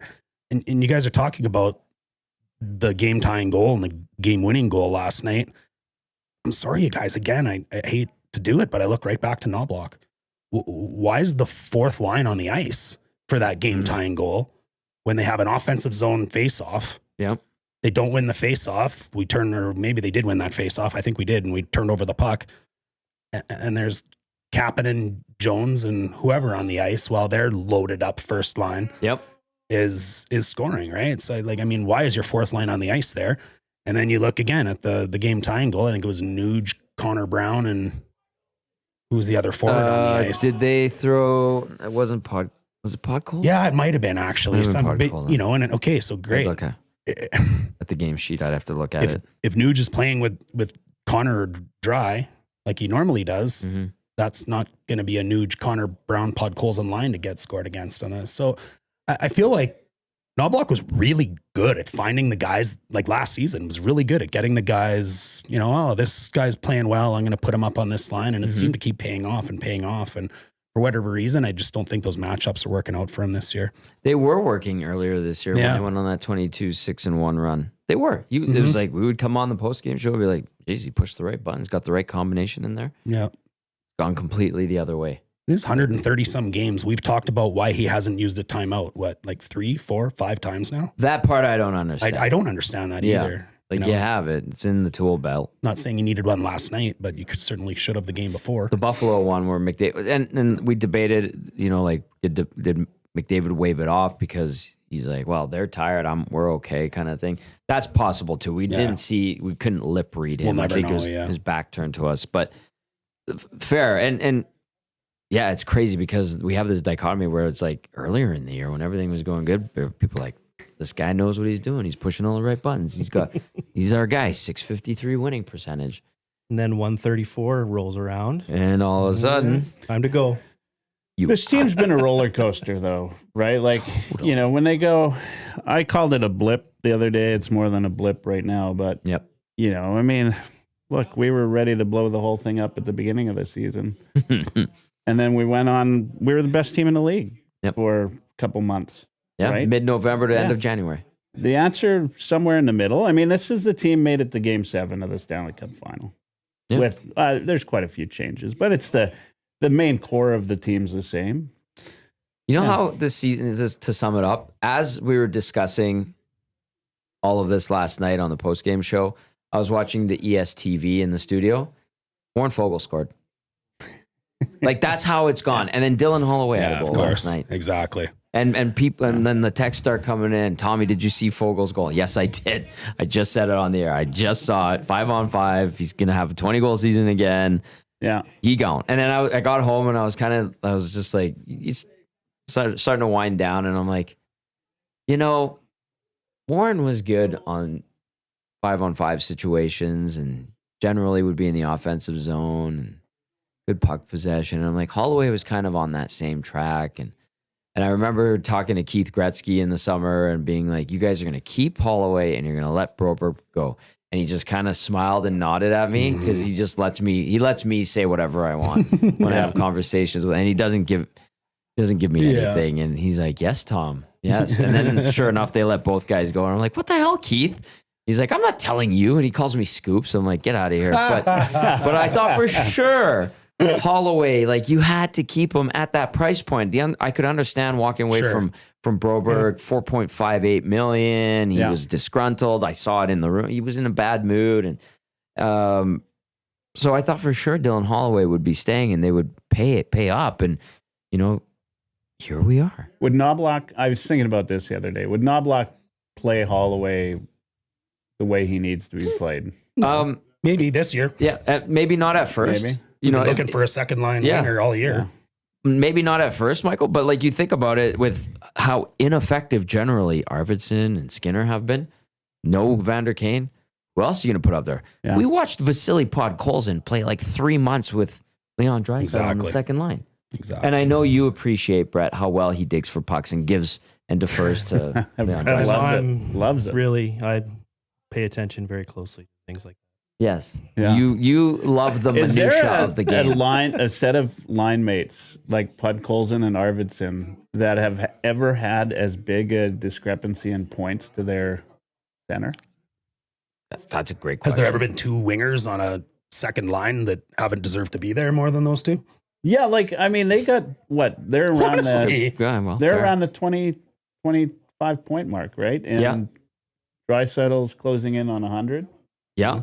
I think he's right on the cusp And now. I mean, typically, I mean, we got a guy here that does sports in Edmonton that was on the line with Mario for years and Yep. led the league. And then as soon as he wasn't with Mario, he wasn't leading the league anymore. Yeah. That's what happens, right? Guys typically bring everybody else up with them, but that just hasn't happened. Somehow Draisaitl continues to get points, but Those other guys don't. Those other guys don't. To Brownie's credit, he could read off of Mario and did become an all-star. Had Oh, the yeah, 49. yeah. And then he was still an offensive player after that. But he was kind of like a sacrificial lamb for them to get to the cup in 1991 and win the cups. I feel bad. He got sent to Hartford. I know, yeah. Was that the Ron Francis deal? Yeah. You got to give to get. Yeah. Yeah. I mean, Ron Where's Francis the was next a big Lamborghini get there. Perlini? Tyrati. Well, Tyrati, Perlini. I think Anton Lander for a bit was moonlighting, and you're like, how's Tony Lander, who was a third liner down in Oklahoma City, leading the preseason and scoring? People like, we got him. This is our This guy. is it. This is the guy. This is it. And I love Anton. He's a great guy, but he was not going to be a 50, 60 point guy in Great the character NHL. guy. Awesome dude. Awesome. I think dude. you've We've got learned some that you great can't preseason just players. Yeah. Oh yeah. you can't just put a guy up on the top line and they're gonna just automatically get goals. Fair statement. It's not that easy. No, that is a fair statement. Yeah, it kind of bothers me when people are like, anybody could get 20 goals playing on Connor McDavid's line. I mean, like, there's a reason that Chris Kunitz was assigned to Sidney Crosby in the regular season and the Olympics and whatever, Good right? point. And it's chemistry, and you do need to have the hockey IQ, and you do need to know where The to hockey go, IQ is the big right? thing. So, like, sure, Pat Maroon was slow. Pat Maroon is still in this league because he has hockey IQ. Yeah. He wouldn't be being this big and this slow and this old in the league still if he didn't. And he clearly brings an element to the game that is required, which is, I think, probably what had him success when he played on Connor's line. Right? Well, listen, Zach Hyman figured out how to play with Connor McDavid. Exactly. He's not having the year he had last season. He's still got 22 goals, but since that slow start, he's been fine. he's understood what works and what doesn't with McDavid. Now, the trick is Draisaitl. Yep. And it ain't Podkolzin, and it ain't Arvidsson. They tried, they swung, they missed. You're going to have to It's figure Jeff something Skinner, out. isn't it? Let's not even go there. Oh, Oh, all right. my goodness. All right. Oh, my God. We could go there, actually. We could. I mean, it's I just talk becomes about it every week. Yeah, I mean, we can exactly. talk about it this week. It's, It just becomes a Jeff yeah. Jackson conversation ultimately. Oh, well, we can let it devolve. But in the meantime, I do need to do a quick refresh and remind everyone that the official drink of the EST Hangout is the Finnish Long Drink, Legend of 1952, a drink unlike any other sparkling refreshment. Real liquor, longdrink.com/Canada. You can get it at Rogers Place. You can also get it at the liquor store in the Ice District. And I think you go to their website, Awanik always talks about it, and you can punch in your postal code and it'll show you which liquor stores and vendors have it available. Michael Hebert, Dash in the Park, the director of officiating, Surveyor Brett, for the Heavy Hockey Showdown, which goes tomorrow down at the DCA, Downtown Community Arena.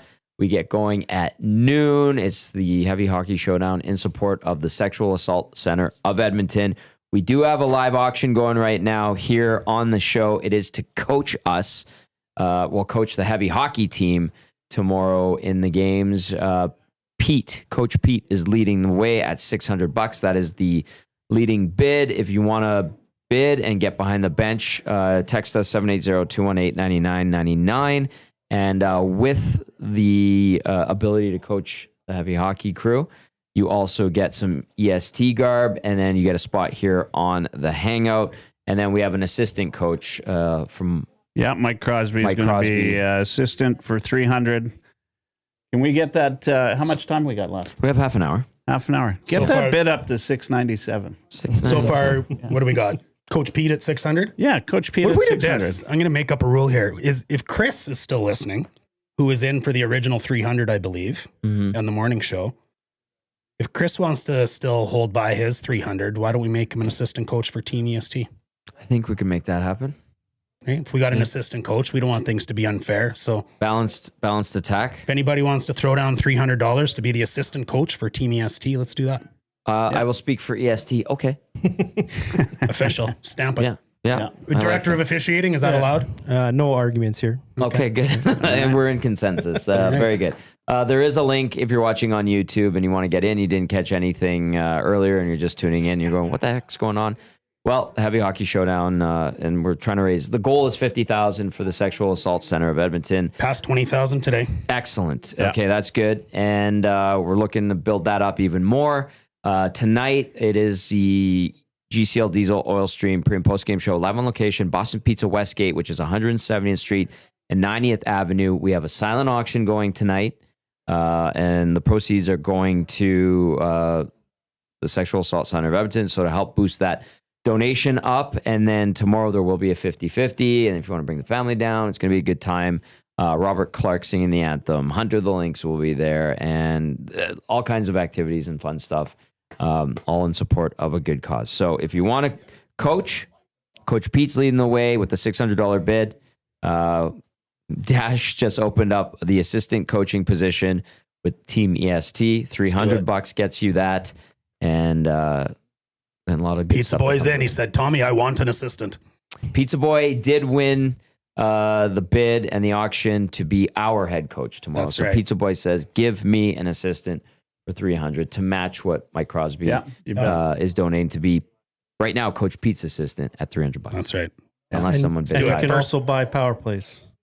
Good Yes. point. Yes. Yes. Donate. The director of officiating has allowed $50 donations to buy power plays. And did we include penalty shots? Well, in we that were too? giving Zach a You know, penalty for shot. Zach. We were giving Zach. Yeah, but Zach, he can't skate. He's always smiling. If you want to give Tommy a penalty shot, just give him a penalty. He'll be so tired from carrying the team on his back that he's probably going to need 2 minutes in the penalty box. I'll happily take it. All right. Yeah, take the break. I'll take the Especially break if for there's any $50. Hell yeah. libations tonight. Yeah, exactly. Okay, here's one from Mucky, boys. Here's one from Mucky. Mucky says, who really wants to stay in Edmonton when you get 6 to 8 minutes a game?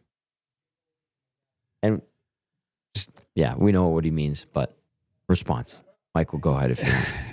Yeah, I mean, Edmonton will always have challenges getting guys to come play, right? Like the fans get mad at a lot of different things, but yeah, this comes back to the whole what we're talking about. You gotta disperse the minutes.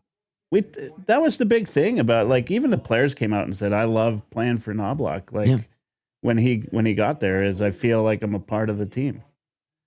You got to think that they're taking that back right now, right? Like this is, we haven't talked about Jeff Skinner yet, but the guy comes out, he'll have a good game, and then he's watching from the press box the next game. And I don't know. I mean, Jeff Skinner's a unique situation because he's still got a smile on his face every time you see him. Well, I'd be happy if two teams were paying me multiple millions of dollars. Fair enough. But, I mean, this is... What do you say? You got a coach, and he's got to do what he's got to do, or what he thinks is the right thing to do. To Mucky's point, like 2 weeks ago, nobody's saying that, right? Yeah. A few weeks ago, when this slide was kind of in its infancy, people were still like, "No, Block knows what to do."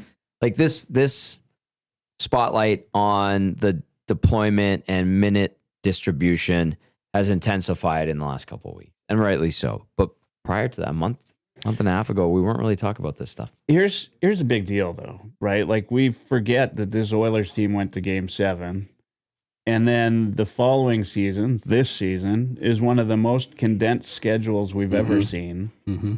It is a bit ridiculous. They're tired. Yeah. Right? McDavid's tired. Draisaitl's tired. The team's tired. They need to get through it. They need to fight through it. I'm surprised they didn't have a blip sooner. Yeah, they're like the last team in the Pacific to go through a. Yeah, that's a good point. Yeah. So they'll find their way back. I mean, we've got some injuries plaguing us right now. Yeah. Ekholm is a huge. You take the best defensive defenseman off of any team. He's been our best defenseman this year, period. Yeah. And you're going to have problems, right? You know, when he's back, it'll change that up a little bit. He'd be the guy clearing the net last night. I wholeheartedly agree with that. Is that a fair statement? Has he been our best defenseman this year? I mean, Nurse has played. Nurse has been great. Well, yeah. Much better. Great bounce back here. I was talking about it the other night is when you look at this defense now and you got, you know, Klingberg sitting in that sixth spot. Yeah, he might even be like when Ekholm's back, he might be dropping a 7. Yeah. Mm-hmm. He will Like be. That's fine. I'm That's actually like, I'm happy for the defense now. Like now that we've got Wallman, like it actually looks like a good core, but everybody's got to be healthy.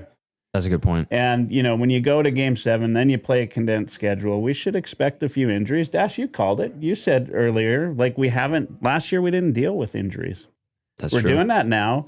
That's why when you get that stretch, right? Like you get that stretch of 2 months, you make the most out of it to deal with moments like this. Mm-hmm. That's why we're 7 points ahead of being out of a playoff spot. The key, right, and this is where Knobloch comes in, is to make sure that, you know, you keep the momentum in the room at least, and the team doesn't get too fragile, right? So if you can do that and you can maybe get a good stretch, this is an important stretch for us right now, I think, if they can pull out a few. Islanders should be a win. Right? Rangers should be a win, right? Like we hope, right? Agree. You can't even see that, though. You can't, no, it's fair to say it. But it's a good, like, this is a good little set of teams for us. We play Winnipeg, sure. I mean, Buffalo, New Jersey should have been a good set of teams for us. Well, New Jersey's still a good team. They're a good team. They're a good team. Lacking Hughes. Yeah, Buffalo should have been a win. You're right. That one, Anaheim, Philadelphia. I look at those and I'm like, what the heck is wrong with you guys? But then they totally go out there and build up some nice juju with that win against Montreal, and then they Dallas, have too. a nice game against the Stars. I know the 5-minute window there in the third period, it got dicey, but you're like, okay, they're back. They can still. That's a fragile team, though. That Dallas game. Yeah. Like the way that all came about. Yeah. Yeah. That's just this. That is the mark of a fragile team. You get 4 or 5 minutes of everything falling apart and everybody saying, here we go again. Buckle up. Right? Yeah. They'll get out of it. Like, I mean, they have to. And you can't have, we say it all the time here, but you can't have McDavid and Draisaitl and not put a team together. Well, they did it in 18 and 19. And that was painful. Those were some rough post games. They're fun, but as soon as I say that, Tommy's like, I'm about to crush your dreams right now. I feel like crushing dreams right now. Hernan and I were 18, 19? we were drinking a lot after games. Post game shows were like, you need a drink? Yeah, I do. We do. But you're right. It's true. But then there's always that reminder. This team, you know what? It's funny because they could hypothetically lose the next 2 games and then mop the floor with a Winnipeg Jets team. And you're like, what the hell just happened? But that's why I say that. Like that's the Oilers. They will get up for the games they need to, and they try to sleepwalk through the games that they don't have to. And when they try to sleepwalk, they often get caught. I think it's third string goalies, backup goalies, you name it. If there's any level of weakness, if you will, on the other team, it feels like they let their foot off the gas a little bit, right? Very good catching yourself. Nemec, first goal in over a calendar year last night. Right. If there was an ex-Oiler on that team or a guy from Edmonton, they would have scored too. Yep. You can't even deny it. Right? Like, they just do. The Oilers do what they do. Yeah. Are you keeping Or if they faith? played their backup goalie, he would have had 40 saves and let in 1 goal. Yeah. Well, technically that was their backup goalie. Yeah. Also, they probably would, all those 40 shots would likely come from the outside. Same patterns of shots that the team pre-scouts for. Yeah. It all comes Some back to that. Heavy hockey muffins into the crest. Whoa. That's Whoa. I resemble that remark.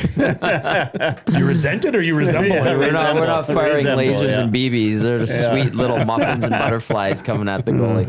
Heavy Hockey Showdown could almost be like no equipment. No, I'm just kidding. No, I don't know about that. But Okay, a little bit. There's a No, little. have you seen us play? We need all the equipment. Yeah, everyone should be wearing Yeah. full cage too to protect themselves, I think. what did Mac T say about Ryan Smith's shot? You could read the logo on the puck when it goes Oh, by or God, something great like that. quote. Is that what you're saying about Bearsy over here? Yeah. Sure. Okay, Read the logo. Muffins. that is a great line. That is was a great line. Totally Mac Mac T's T. got a ton of great Yeah, lines, he's let's be just a honest. good man. I mean, Jeff Skinner, Michael brought it up. What would you do, Blame Surveyor me. Brett? Well, don't ask me. I'm not in this conversation. What would you do, Dash? I think I you don't got even to watch play the the guy. games. Ultimately, like it seems like Michael said, he nailed it. Like he has a good game and then he gets benched. Yep. Hey, we're all scratching our heads about it. I don't think any of us understand it, and maybe we never will. The tinfoil hat wearers will say that this is a conspiracy from the general manager, and we're not going to play him so that he, is forced to want to trade, and we could get him. Well, he's here. The trade deadline's done. He's an Edmonton Oiler. So at this point, putting him in the press box, I don't know. It's hard when he's, what is he, the fourth leading scorer on our team as far as goals scored or something like that? Right? Yeah, he's up there. Sadly, So let's keep He benching takes that guy. shots, right? Like Yeah. he takes shots. They don't all hit the net, but he takes shots. I mean, sometimes they go in. Yeah. Jeff Skinner came as advertised. He literally came as advertised. Jeff Aid in Heavy Hockey is a giant Buffalo Sabres fan. He warned every single one of us. You'll love Skinner when he's darting in and out of empty spaces in front of the net and doing tricky things on his edges to be able to get open. But on the defensive side of the puck, you are going to bang your head against the wall. And that's clearly how Knobloch feels about him. That said, I'm super excited to see what playoff Jeff Skinner looks like. Yeah. Do you think he has another level? He's never tapped into got it or had the to. chance He's to. never had to, right? I think he's got to. I think if I was a betting man, I'm a bit of a betting man. I'd probably bet on Skinner not even making it into the playoff lineup at this point in time. Like I think he might be the healthy scratch that's sitting on the bench for most. I of don't it. doubt that. I don't. But I don't doubt that. if I'm the coach, I would have him in game one. I want to see what Jeff Skinner shot out of a cannon looks like. If I'm the coach, I play him till he scores every single time. I play him and play him and play him and play him because he can score, and this team needs scoring right now. And then he doesn't Sadly. score for the first 3 games, and you're down 0-3 because you played Jeff Skinner. Yeah, I mean, I like the Skinner thing bugs me. I mean, like when you look at an NHL team, this is their workplace, right?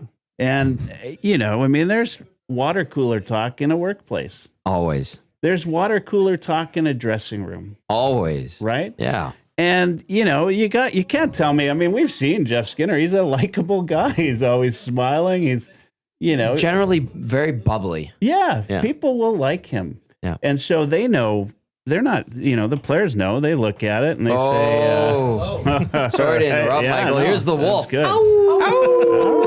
What's All up, right. Alex? Welcome, Wolf. Who's taking this? Wow, hey. What do we got? Come to the mic and say it. Yeah. Here. Here's the wolf. Get in there. So we've got $150 for 2 penalty shots. Wow. Zach. Okay. He needs to learn the triple deke. So who's going to show him Mighty Ducks? And You. then Happily. Second, the J shot from Jack Frost. The J shot. Okay. The J shot. It's a wrist shot with a snap at the end. That's the key. That's So the key. he has to do the triple deke and the J shot. Well, I want him to. All right, okay, But okay. he's got some homework for tomorrow. He can do Right, that. up. He's a keener. Yeah. The wolf. Thank you for Wolf, stopping by. You're a beauty. Thanks, he brother. Is a beauty. That is one of our nasties. Get over here. Yeah. Thank you, Wolf. There you go. $150 from the Wolf stopping by in-person appearance. He gets a hug from Dusty. So there you go. Another donation to the Heavy Hockey Showdown. Big thank you to the Wolf. And Zach DeCum has to learn the triple deke from the Mighty Ducks. Forehand, backhand, forehand, head fake, See, now, bar and in, unlike Gordon Bombay. I'm hoping it's like a tied game or a 1-goal game at the end of our second half. Yep. And then it comes down to a Zach donated penalty Put shot. all the pressure on him. Oh, Put all Wouldn't the that be pressure on great? him. yeah. I would be worried. Geez, what if the game's on the line? I mean, it's up to your coach, but what if the game's on the line and we each get 3 penalty shots and he decides to save Zach still then? Right Get now, an extra penalty shot at the end of the game. right. Well, right now it's Coach Pete who would be making that call because his bid is $600. You have Your coach, Pizza Boy. Oh, my coach. So yeah, that's Pete would be worried. Pizza Boy would be the coach. Yep. We have 15 minutes. 15 Well, minutes. Zach is as good as everybody's saying he is. I think our coach should make a call.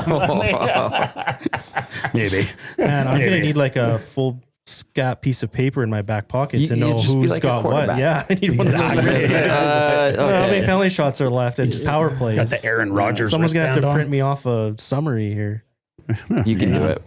We have a printer, and Jay Milne's very good with printing efficiency. Same with Reed Wilkins. on. Oh, yeah? Very good at that stuff. Is Chris been listening? Is Chris back in for his 300 or what do we want to say here? I haven't seen anything from Chris. We're still at 600 to coach Team Heavy Hockey, and Coach Pete is still leading the way. Mike Crosby put up $300 to be the assistant coach of Team Heavy Hockey. The opportunity to be assistant coach to Pizza Boy is open.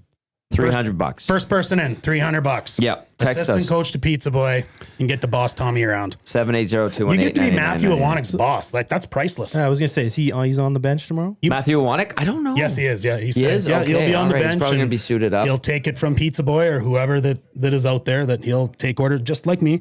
I'll Yeah. take orders from Okay. whoever is won their way there. But I mean, honestly, like to be able to shut Matthew Iwanik up, and that's priceless. Like, 300. Some people would pay a lot of money to do easy, that. easy money. $300. That's it. Come on, people. You've seen the text line, Tommy, since the old days too. There's a lot of people that probably want to pay that. Yes. And now's your chance. Now's your chance. Jasmine, I see you in the chat. Put Tommy in the penalty box. 50 $50. Put Tommy in the penalty box. I will Let's go in there with a smile. go, Jazz. Do it. Ice Cube defending himself. Oh. Hey, I had a hat trick and a tier 3 tryout once. I know how good I am. That's the from video game out in the lobby doesn't count. Yeah, no, Zach. it does not count. Thank you, Dash. That is very true. Boiler Guy Dennis says, I'm liking these penalty shots. I'm one of the goalies. All right. $50 for a penalty shot or a penalty. And all the money goes He's towards bringing a friend as a goalie as well. Sexual if I'm Assault not mistaken. Center. Okay, before we wind things down, new text comes in. It says, handle, and on a moose. See what you did there. Pretty much all playoff contenders have 6, 7, or 8 players who are double-digit plus players. There are 3 outliers. Jets, 14 plus players. Caps, 13 plus players. And Oilers, 4 plus players. 2, 14, 18, and 29. Last year, 97 was plus 35. Today is plus 4. That's from N on O Moose. Plus minus. You can take it with a grain of salt. Yeah. Hey, I mean, say it something does- it about is our an 5-on-5 indicator. play, though, Yeah, and yeah. that is an issue. So. It's an indicator. It indicates, Yeah. the 5-on-5 is not good. It's like a thermometer, I guess. Yeah. Yeah. Yeah. Fair enough. It's like a thermometer? I don't even know what that Yeah, I means. mean, it tells you what the temperature is of the team. But if you're on pavement and it's sunny, it's warmer. Windy. Yeah. humidity. Yeah. Okay, yeah. all right. Yeah. Yeah. Way to defend this Michael's poor just in. analogy. What do we got? I'm working on getting 2006 first overall player. Plays for the Colorado Avalanche. Anybody know who that is? 2006? Johnson. At the game tomorrow. Really? Oh, So geez, we they're might gonna have, start giving some penalties to can he heavy play? hockey. Well, yeah, are we going to need him? I mean, Belsey on one Exactly. side, Johnson on the other. We might need him. I'll take EJ. We just need it, like literally probably needs to come out and play like 2 minutes, right? That's all we need. Touche. Yeah, no, I'm pretty sure that I can't get that written into the contract, but it'd still be cool to get a NHLer in. Yeah. Somebody that's won a ring. Yeah, no Right? kidding. Yeah. Yeah. How do you pull that off? I can't say. I'm working on The it. dark arts? The dark arts. Might need to get somebody to pick them up from the airport, though. Wow. Well, all right. Yeah. I'm sure there'll be lots of people probably texting in right Yeah. now. I'll pick Yeah. them up. Call Murray. Anyway, Maybe I'm Murray can help us with Ladislav or something. One of his I'm working buddies. on Sure. it as we speak. We'll see what we get. Okay, And, there we go. Yeah, so that'll be good. a little more star power at the Heavy Hockey Showdown. Okay, guys, we have 5 minutes left. We'll leave the bids open if you want to coach Team Heavy Hockey tomorrow. The leading bid is Coach Pete at $600. Big thank you to Mike Crosby, who has put in $300 to be Coach Pete's, as of right now, Coach Pete, his assistant. And then we've opened the door to being assistant coach of Team EST, $300 if you want to match that. All proceeds going to Sexual Assault Center of Edmonton. If you haven't heard, funding shortages, their intakes have been halted.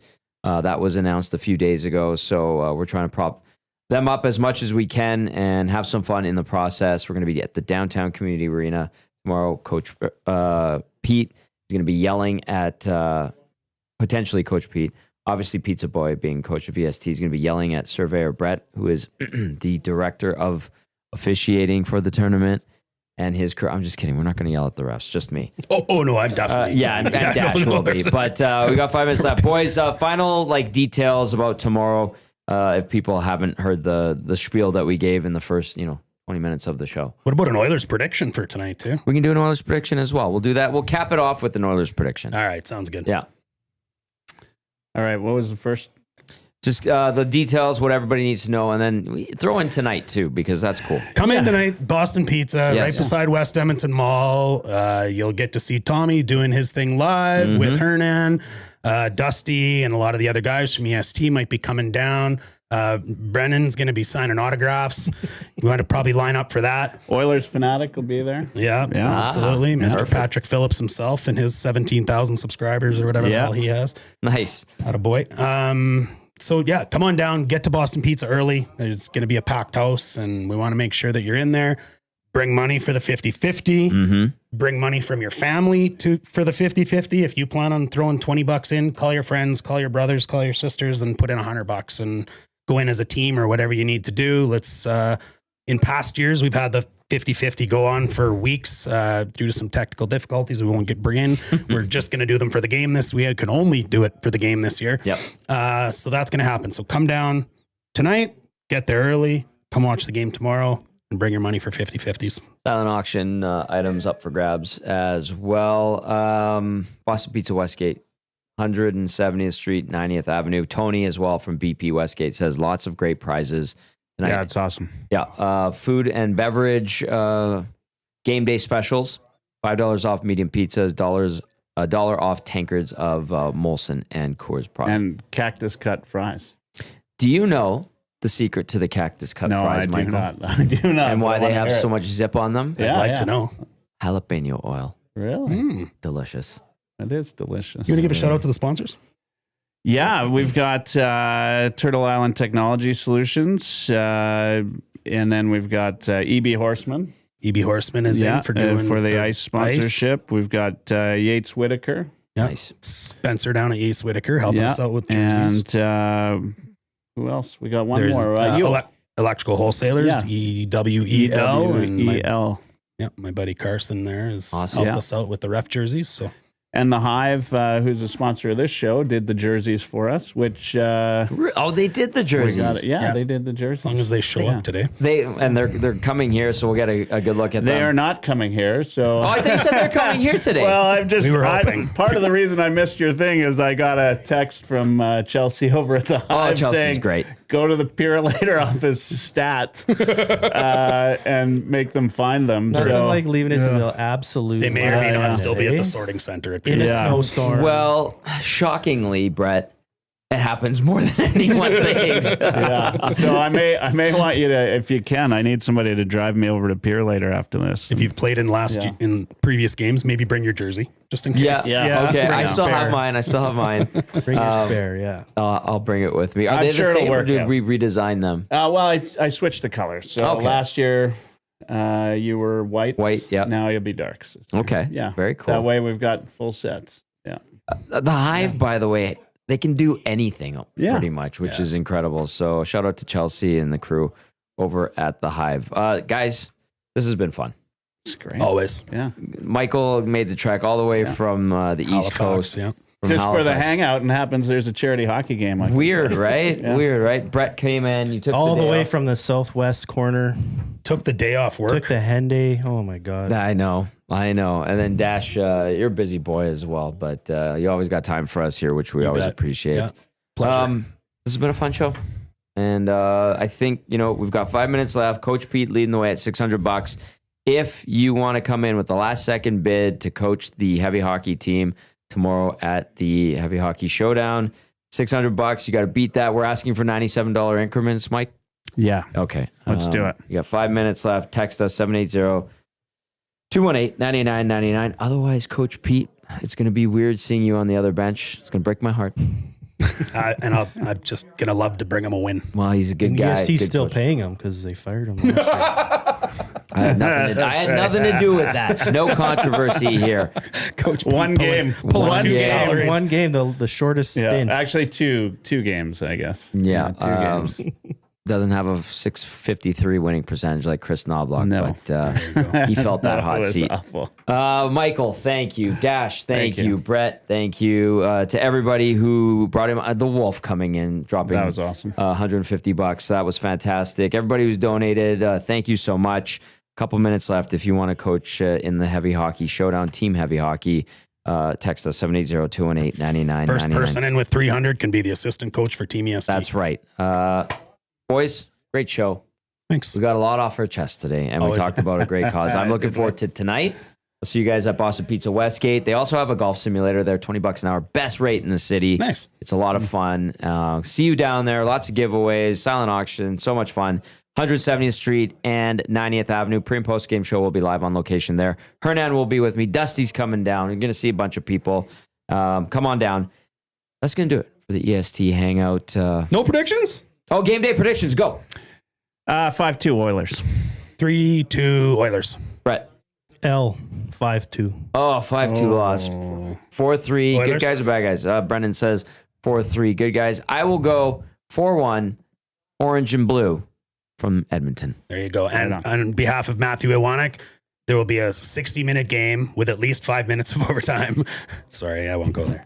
That is Matthew. That is a great Matthew Iwanek prediction. Both teams will work hard, and there will be a winner at the end of it. That's going to do it for the EST Hangout today.